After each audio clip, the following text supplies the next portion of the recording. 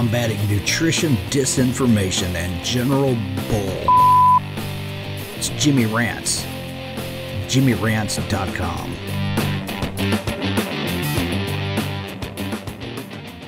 What's up, you guys? Welcome back to another Instagram Live, and we're here with another episode of Jimmy Rants. If you're brand new to following me on Instagram Live, if this is where you're watching me live, thanks for being here. At Living Low Carb Man is where you find me if you're watching this on YouTube. You can watch the videos live. I'm on twice a day, once in the morning, once in the afternoon, Eastern time. And then you can kind of check out all the videos. Then we post all of them onto my YouTube channel where you can access them on demand so that you can see all the Jimmy Rants episodes. I'm fighting a bit of a cold right now. So real soon we'll be having a Jimmy Rants podcast that'll have snippets from these rants. So today's rant. Today we have another rant that's going to have pictures in it. Instagram Live recently added this new feature down there in the corner where I can access my camera roll and show you things on the screen. So I thought it would be fun to use pictures to talk about today's Jimmy Rants. And the Jimmy Rants episode is all about the 7 most disturbing keto trends. Now, a lot of you who've been in the community for a little while, maybe you've been doing this long before keto kind of hit the mainstream and has become big like it has. And you've noticed the things that have changed in the years since that happened. So there's a lot of interesting changes, and I want to illustrate them here for you guys. So one of them that's pretty darn disturbing to me is this. Butter in the coffee. Now, let me be clear. If you put butter in your coffee and you feel good and you like that, maybe you put MCT oil, maybe you put coconut oil, maybe you put one of these healthy fats into your coffee and you find that it gives you lots of energy and you can go all throughout the day without eating and that's satisfying to you, don't misunderstand what I'm saying, what I'm about to say. If you're already doing well doing buttered coffee, then keep doing buttered coffee. I'm not going to sit here and tell you that that shouldn't be done. But my perspective is if you're going to get your fat into your diet, put it on your food. It makes the food taste better. And you also can control the amount of fat going into your body. It's very easy when you put it in coffee like that to drink it and drink it fast, and you really don't know when satiety signal kicks in. That's my concern about fatty coffee. Number one, I'm no fan of coffee. Most of you know that. So I don't know what I would put it in. Hot tea, I guess. I don't know what I would put it in. So maybe if I liked coffee, I'd be a little more a fan of it. But that said, I'd much rather have that butter on top of a steak or that butter in some form on my vegetables. To me, that's a better way to get the fat in than loading it up in something that's liquid. It's kind of weird, the butter coffee trend. So if you're just joining us, we're talking about the 7 most disturbing keto trends, and that's the first one, buttered coffee. How about this one, you guys? I know you've seen this. Let me go big on the screen so you can see it. Exogenous ketones. They promise great energy and fat burning and focus and get you into ketosis, right? So we've seen all kinds of companies getting in on the exogenous ketone bandwagon. Very famous one came out first, and they became a multi-level marketing scam because they were telling people, take our product and you'll get into ketosis in 59 minutes or less, and you can eat all the carbs you want. That, to me, is a problem. When you tell people that you're going to take these exogenous sources of ketones, which, by the way, all it is beta-hydroxybutyrate, which is the main ketone that's in the blood. It's in salt form, and so then they flavor it to cover up the salt flavor, and they put it, and you're supposed to drink it. Well, I've taken some of those. They don't last very long. So if you're wanting to stay in ketosis, you basically would have to drink this stuff every 2 to 3 hours if that's all you're doing to be in ketosis. To me, it's a much more responsible way to market it if you say, you know what, eat a low-carb, moderate-protein, high-fat diet, and then if you need it in certain circumstances, use it for those circumstances. So maybe an athlete going into a race or some physical performance. Maybe someone who's trying to get higher and higher levels of ketones for therapeutic purposes, like epilepsy or Alzheimer's disease, or even some people use it for cancer. If you're using it with a specific need in mind, then I think it's okay. Now, obviously, avoid the scammy ones, and I don't have to mention their name. You know who they are. The two companies that are doing a really good job that I've noticed is Perfect Keto and Kiss My Keto. Those are the two companies that have really good quality exogenous ketones, so go check them out if you want to learn more. But that's my second disturbing keto trend, is all these companies trying to get in on the exogenous ketones bandwagon. Not a fan. All right, here's the next one. Macronutrient ratios. I can't tell you how many people write to me and they say, oh, well, I can't get to my macronutrient ratio. I need to get like a stick of butter to get to my fat macros and blah, blah, blah. And I'm going, what? What are you doing? Macronutrient ratios are extremely stupid. Can I just say that out loud? I just did. They're stupid. You want to know why? They're stupid because they are based on some arbitrary calorie total. Because you can't have a ratio until you have a calorie total. Now, if you try to stick to some arbitrary calorie total, let's say 2,000 calories, and that makes your fat grams having to be 150 grams of fat, and you get to the end of the day and you're only at 120 grams of fat, are you supposed to just eat pure lard or butter or coconut oil to get that fat in? No. My philosophy is this. Use ratios as a guide, but then listen to your body. Listen to your satiety signals. Maybe one day you feel like, oh my gosh, I have to have more fat in my diet. And you feel better when you do that. Maybe another day you get to the end of the day and you're like, dang, I feel really, really good. Even if you haven't hit some magical macronutrient ratios. So be aware of that. Macronutrient ratios are kind of stupid. And it could be really discouraging for people who are trying to hit some, like I said, arbitrary number. And to what end? The end result is you're trying to listen to your body. I think eating more intuitively is a better way to do it. All right. We are talking about the 7 most disturbing keto trends that I've noticed. And we're up to the next one. And this is a biggie, you guys. Carb cycling. Carb cycling. So people say, well, if you're going to be keto, you need to cycle in and out of ketosis every once in a while, because we know staying in ketosis all the time is not healthy for the body. You need to carb up and get out of ketosis and then get back into ketosis for it to work properly. All right. That's utter BS. I'm sorry. And again, not to say that people don't do well cycling in carbs. Some do. A lot of athletes do, and they do it well. Strategic carbs is what we call those people. So they're doing some kind of a race, and they're low carb, low carb, low carb, low carb, all the way up to race day.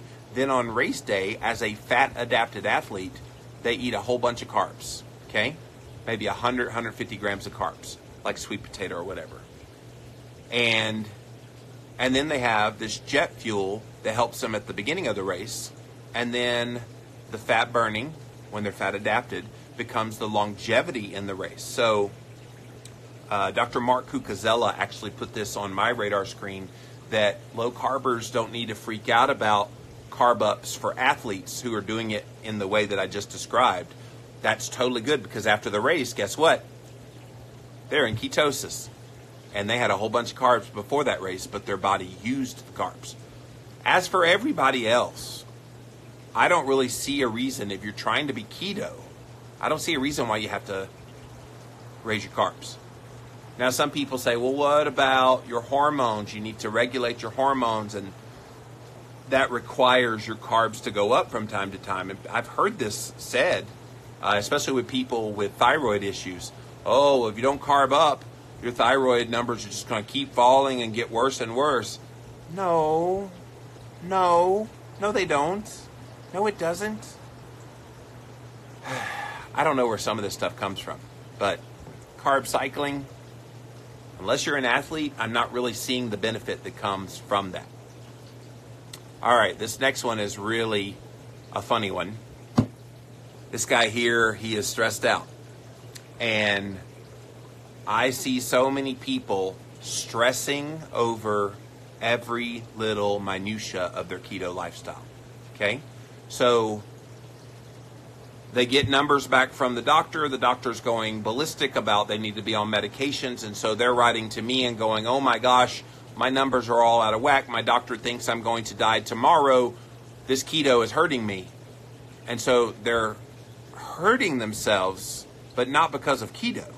They're hurting themselves because of all the stress that all this is putting on themselves. And then people like to get into diet mentality. Oh, well, how many calories have I had today? How much macronutrient ratio have I had today? And so they kind of overthink all this stuff. And it's that stressful, sympathetic state that I see as much more detrimental than any carbs that that person is eating. And so this is a very disturbing trend that I'm noticing, especially with keto newbies, that they're still in the old guard way of thinking with their health. They think what the doctor says is the gospel truth. They think that they have some kind of a statin drug deficiency if they have high cholesterol, thinking they have to be on that drug. And I think all of this stress that comes from that is much more detrimental than anything that you're doing in your keto diet. Get the stress under control, and then just the day-to-day stresses. But I just, when people are writing to me questions for my podcast, Keto Talk, sometimes I can feel the stress in the question because you can just feel the angst and the anxiousness. All right. We are rounding out the last few here of the 7 most disturbing keto trends. The next one is this one. People who think they have all the answers. And I've talked about this one in a previous Jimmy Rants about the nutritional know-it-alls. And they will proudly get online and talk about how you're doing it all wrong and they're doing it all right, and if you only did what they said to do, then all your woes would go away. I actually had a guy like this on Facebook just today who was basically saying that I was ignoring science, that I need to be counting my calories, and that I need to be cutting my fat in my diet, and that if I really cared about people, I'd be doing that and telling everybody to do that. So that's his opinion. And I quickly blocked him when he got really ugly towards me personally. I don't apologize for blocking and deleting anybody that becomes belligerent, especially when they make their case. I don't mind you making your case, but then they make the case, and then when you don't agree with them, they come back harder and more personal. And so this whole I'm better than you mentality, I'm seeing it way too much, and it's rampant right now in the keto world. It's one thing you'll never see from me. I will never tell you that I've got all the answers and that I've figured it out and that I'm better than you. Ever, ever, ever, ever, ever. Because that's arrogant. That's condescending. People need encouragement. People need support. That's my jam. That's what I do every time I talk to people like I'm talking to you guys here today. I try to be an encouragement to others, not a discouragement. And I'm seeing way too much discouragement because of this I'm better than you mentality that's out there. All right, we're coming to the tail end, you guys. The next one I've hit on in a previous Jimmy Rants, this whole total versus net carbs thing. And it's a disturbing keto trend that people are buying into the net carb nonsense. Net carbs is a joke, you guys. I hope you've gotten that by now. And like I said, I did a whole Jimmy Rants episode all about it. Go to jimmyrants.com. You can see it. But in short, net carbs fools you into eating more carbs than maybe your body can handle. So if you count total carbs, that's the only way to be intellectually honest about what your carb tolerance level is. Go watch that previous Jimmy Rant, but this is one that is definitely a disturbing trend that people are still counting net carbs. Count your total carbs and you can't go wrong. And then the last one I definitely need to do a whole Jimmy Rants about is this whole issue of calories. I know it's the C word, but people still think that calories have this massive precedence over anything that you do in nutrition. To me, I have left calories as the primary hypothesis for weight and health. I've left that in my rearview mirror because I now know it's much more about the hormones. It's much more about, if you're going to talk calories, the quality of the food that make up that calories, because you can have 1,000 calories worth of Twinkies and Ho-Hos and Ding Dongs and Coca-Cola, and then you can put 1,000 calories of steak with butter and vegetables. Which one, they're basically the same under the calories hypothesis, but which one will have the greater negative effect on your hormones? It's obvious it's the junk food. And so the fact that we still have to talk about calories in the keto community means it's a very disturbing trend, and I really hope that one gets under control very soon. So I'm going to recap in case you missed any of these. We're talking about the 7 most disturbing keto trends in my estimation on this Jimmy Rants episode. Fatty coffee, that's number 1. Again, if any of these things are working for you, don't misunderstand me saying that you're doing something wrong. You might be doing something very right, and you are getting benefit out of it. Don't let me stop you. But these are things that you don't really need to do if you're keto. Fatty coffee is one of them. Put the fat on the food. Number 2, exogenous ketones, right? If you're using them for therapeutic purposes, great, but don't use them as a replacement for nutritional ketosis. Number 3, counting macronutrient ratios. That's all based on the calorie hypothesis, and I would rather you eat intuitively and let your body tell you when you've had enough. Number 4 is carb cycling, and unless you're an elite athlete doing some kind of a race on race day where you're having carbs, that's an appropriate place to carb up. Everybody else, I'm not understanding what carb cycling is doing for your body. The next one is stress, stressing over all these numbers. Your doctor gives you all of these test results, and you freak out about them, and they're all the wrong things to freak out about. And I think a lot of that stress that comes on from the tediousness of trying to do this as a diet is a big source of problem for the keto community. Number 5 is the I'm better than you people.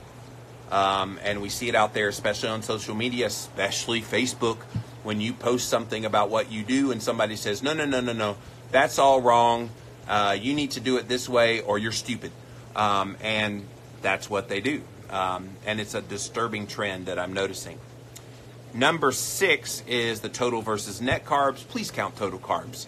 Be intellectually honest about where you stand in your carb tolerance, and you can't go wrong. And then finally, thinking calories, number 7. Calories, they do matter. You just don't have to count them.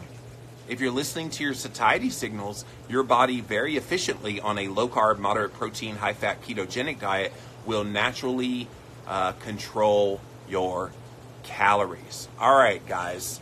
Let me lean back and see what you guys have to say about today's rant. Thanks for being here. All right. I still have my $56 from not buying exogenous ketones. Yeah, they are quite expensive. And like I said, if you're going to get exogenous ketones for the therapeutic reasons, definitely get it from Perfect Keto or get it from Kiss My Keto. Those are the 2 companies that I've vetted out that they're doing things the right way. They're definitely teaching people about nutritional ketosis first and foremost, and then these other things become an adjunct to that. Alrighty, totally agree. I don't track them and eat as my body feels. I'm assuming you mean calories. You don't track your calories. That's great. Mother of one doll says, thank you. I'm not interested in calories when I'm eating twice a day. I was just about to try to calculate protein versus low carb, and I started stressing again. Yep, that's what happens, and it's unfortunate that we become so caught up in that whole diet mode, because most of us have done that our entire lives. It's very easy to get caught up in diet mode, but good for you recognizing it and not stressing out, so kudos. Karen, you caught me live. Thanks for being here. Preach it, the shizzle says. Thank you. Thank you, Bree. You're very genuine. Thank you, Rad Eagle. All right. Is the UK net or total carb? Well, the UK has an interesting label on the foods. I think you guys have like per 100, whatever your unit is for measuring food, and then the serving size. So I think everybody counts net carbs worldwide, but I'm trying to get people to count total carbs. So love keto. I really love your rants. Thank you. Marion Johnson 677. Oh no, Australian food ingredients are all in net carbs. So I've used those, got 4 years, but I worry about avocado, which are high in carbs. So avocado, I wouldn't say are high in carbs. They're definitely not zero carb, but they're not high in carbs. I wouldn't worry about avocados unless you're eating 6 a day.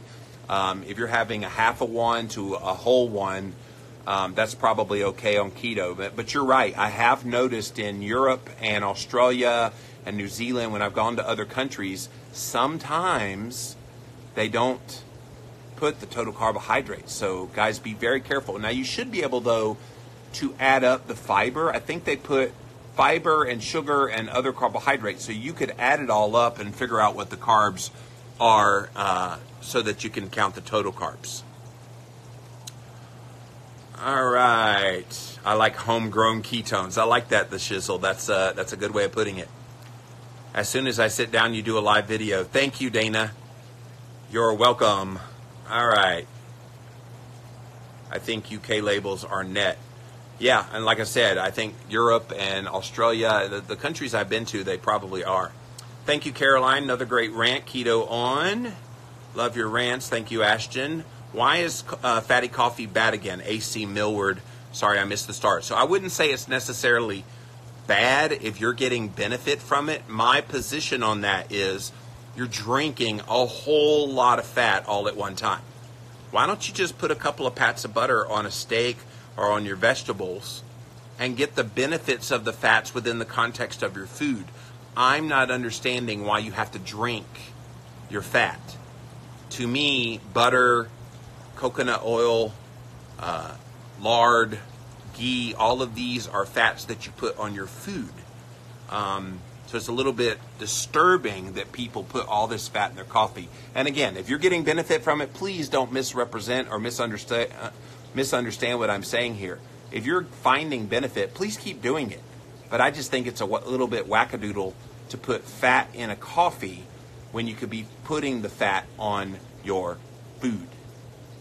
Dana says, I think Vista Health uses the term Virta Health uses the term well-formulated ketogenic diet, which I've started calling it when dealing with peeps that are hypercritical. Yeah, that's actually the terminology that Dr. Jeff Volek and Dr. Steve Finney came up with many years ago. They started talking about way back in like 2010, 2011, they were talking about a well-formulated, low-carb, moderate protein, high-fat ketogenic diet. So yeah, they were way ahead of the curve on all that. Let's see. So, if you're just joining us, we've been ranting about the 7 most disturbing keto trends, and there's a lot of them, you guys. So, that's the first one up there. Thinking that calories count. Total versus net carbs. Count total, please. The know-it-alls, the people who think they know it all.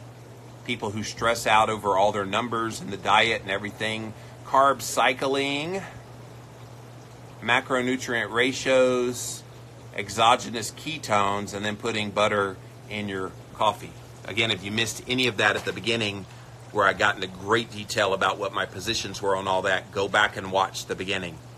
I had to. I'm epileptic. Awesome. The best fat to use for oil wrestling? Dude. Align Podcast is trolling me. He's a friend of mine. What's up, buddy? You got to get me on your podcast to talk about my new book, Real Food Keto. See, if you're going to come on here and see, I'm doing a shirtless Instagram just for you, man. So email me, man. I'd love to come on your show to talk about Real Food Keto. All right, guys, that is it for this episode of Jimmy Rants. Hopefully you enjoyed today's rant all about the 7 most disturbing keto trends. Head on over to jimmyrants.com. You can see all of the videos that have all my rants that I've done so far, which is a bunch of them. And if you're watching this on YouTube, go follow me on Instagram. I'm at Living Low Carb Man on Instagram. And you can watch these lives. I do them once in the morning, once in the afternoon, Eastern time. And then we post them onto YouTube, jimmyrants.com. And coming soon, we'll have a Jimmy Rants podcast with the highlights of some of the best rants that I've done. I remember you making videos of scrambling eggs on Living La Vida Low Carb a long time ago. Yes, I used to do a YouTube show called the Living La Vida Low Carb show on YouTube. This was before I had a podcast. So when I came out with a podcast, I had to kind of put that to the side. But we're back on YouTube again. Dr. Bjork put down the European Union Nutrition Facts label and all the things. Thank you for that link. Let's do it. Much love. Thank you, man. So let's talk. We'll talk. My people will call your people. All right, guys. I'm out of here. JimmyRants.com. We'll talk to you again real soon. Bye.